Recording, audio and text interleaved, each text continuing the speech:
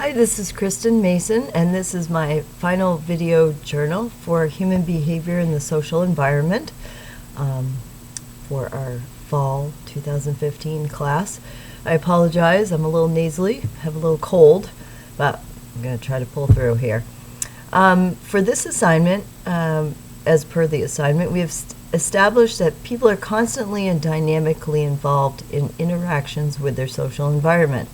Social work tries to answer the question, what is it in any particular situation that causes a problem to continue despite the client's expressed wish to change it? So that's the question that we'll address in this video. I actually went back to the beginning of the book because I feel like a lot of the information for the answer to this question, not only from a life perspective of my own and personally thinking about how I would answer this question, but also some of the dynamics that are inclusive in Hutchinson's book, The Life Course Journey, and in looking at human behavior in this respect. I thought it was important to go back and look at some of the concepts and perspectives and theories that were presented at the beginning of our textbook. So some of the things that stick out for me are, and I'm going to just talk generally speaking now, that sometimes clients get stuck. They really want to change. They want to make positive changes. However, what happens is life happens. So part of that being the influences that come into their lives. So they go and they talk to the social worker, and they're figuring out a plan on how to work with their issues and work through their issues and transition through whatever stage they're in at life as part of those issues. That's all fine and dandy. They get there, they're talking, they have a goal, they want to change, and then they leave. And other influences, the environment, their social environment, their family, they go home and something transpires that makes them question their decision to change. And it can be within themselves. Maybe there's a fear of change. Maybe there's a lack of confidence in making the change. Maybe they've tried the change before and they aren't able to go through it again. Maybe there was some trauma involved in the first round of trying to change, and it's holding them back. So when I was looking back at the book, there was some pieces on page 37 in Exhibit 1.8, the overlap of life course perspectives and the 8 theoretical perspectives in human behavior. And I thought these were kind of important because when we're looking at the ecosystems approach or the systems approach, and we're looking at all the different factors that can affect somebody's decision to change, that really came into play for me. So I'm just going to run through and read down through the theoretical perspectives, but there's the systems perspective is one that I'm going to focus on. So there's the systems perspective, where human behavior is the outcome of reciprocal interactions of persons operating within the linked social systems. And I really don't like reading, but I can't remember everything. My head is so fuzzy. The conflict perspective, that's when human behavior is driven by conflict, dominance, and oppression in social life. That also may come into play when we're talking about a person's wanting to change, but limiting the ability to change. Exchange and choice perspective, that's when human behavior is based on individual and collective actors seeking and exchanging resources and the choices made in pursuit of those resources. Social constructionist perspective, the social reality is created when actors in social interaction develop a common understanding of their world. Psychodynamic perspective, internal processing such as needs, drives, and emotions motivate human behavior. Early childhood experiences are central to problems of living throughout life. The developmental perspective, human behavior both changes and stays the same across the lifespan. Social behavior perspective. Human behavior is learned when the individuals interact with the environment. Human behavior is influenced by personal expectations and meanings. And the humanistic perspective. Human behavior can be understood only from the internal frame of reference of the individual. Human behavior is driven by a desire for growth and competence. So actually in reading those, it's more than just the system's perspective. I think we can take several of these perspectives and apply it to the answer to this question. Another major theme of the life course perspective that stood out for me in answering this question is that the human agency in making choices.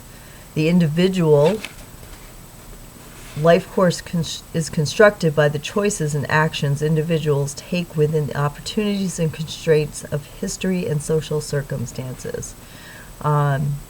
Okay, so now I'm not going to read anymore. So in looking, for example, at a person that wants to change, maybe this person, the client, is somebody that, and probably several of you are going to utilize this as an example, but maybe they want to get away from substance abuse. So and this is probably a really big example too, and probably more well-known for a lot of you. I know some of my classmates work with folks that are trying to break free from substance abuse. So for example, somebody comes to a social worker and they just want to be done with abusing substances, alcohol, drugs, whatever. Excuse me. Okay, that's embarrassing. Anyway, excuse me. So they might have tried on their own, and for whatever reason, it's an addiction, and it's very hard because in your body chemistry, your body becomes to rely on certain chemicals, and they get addicted.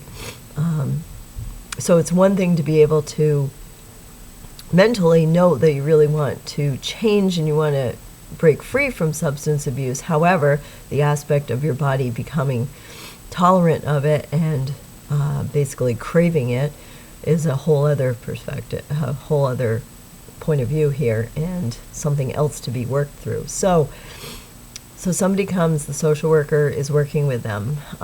There may be, a medical assessment involved to see what can be done depending on the substance that's being abused.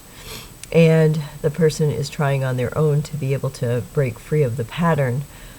However, they're surrounding themselves with people that abuse drugs. Or perhaps they're living with somebody that is supporting their habit. Maybe the person that they're living with feels like the client is a better person on drugs and alcohol, or maybe a worse person on drugs and alcohol. So the scenarios can be multiple, and every scenario would be worked with differently, obviously. So here we are with a person trying their best, but outside influences, maybe codependency.